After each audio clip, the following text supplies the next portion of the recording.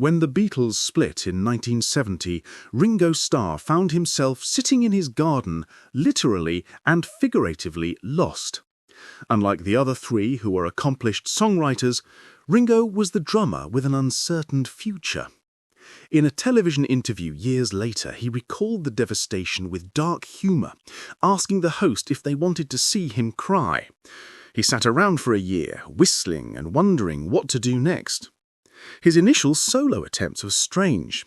He released 2 albums in 1970 that confused fans: Sentimental Journey, a collection of pre-rock standards, and Bukus of Blues, a country album recorded in Nashville. Both flopped, though Ringo genuinely loved making them.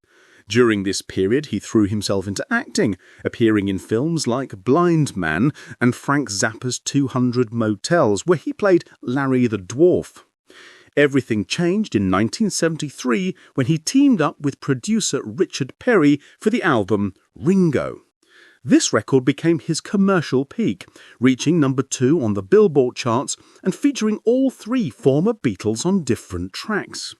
The album spawned 2 number-1 singles, Photograph, co-written with George Harrison, and You're 16. Ringo became the only ex-Beatle to score 2 consecutive number-1 hits from a single album. His follow-up, Goodnight Vienna, went gold in 1974, featuring John Lennon on the title track and yielding another top 3 hit with No No Song. But by 1976, his album stopped charting and his career nosedimed. The next decade became what Ringo called the lost years, consumed by alcoholism and cocaine. His marriage to first wife Maureen Cox fell apart in 1975 after his repeated infidelities and volatile behaviour.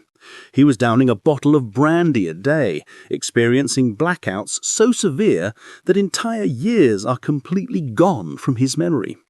In 1980, he met actress Barbara Bach on the set of the comedy Cavemen.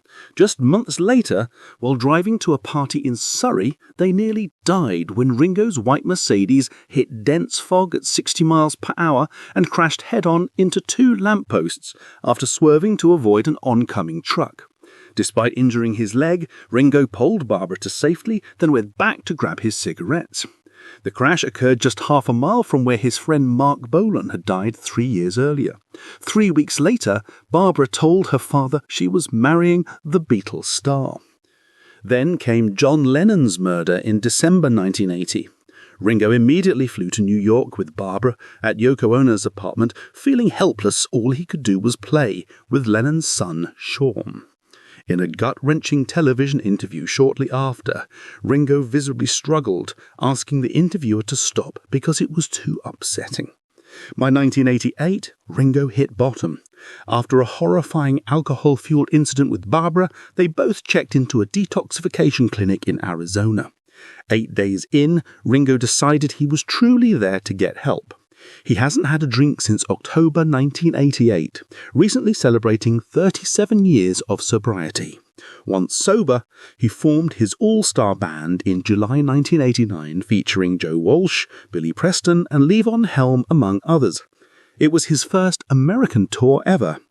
In 2001, he visited George Harrison at a Swiss clinic while his own daughter was dealing with a brain tumor in Boston. Ringo told George he had to leave, and George's last words to him were, "Do you want me to come with you?"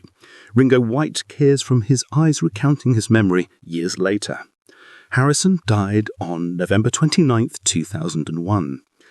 Over the years, Ringo rebuilt his life completely. He narrated Thomas the Tank Engine in the mid-1980s, was knighted by Prince William in March 2018, and adopted his peace and love mantra inspired by San Francisco's hippie movement and John Lennon. At 85, he still tours with his All-Starr Band, and insists he looks in the mirror and sees himself at 24. Life after the Beatles wasn't easy for Ringo Starr. It was messy, painful, and nearly killed him, but he found his way out of the garden.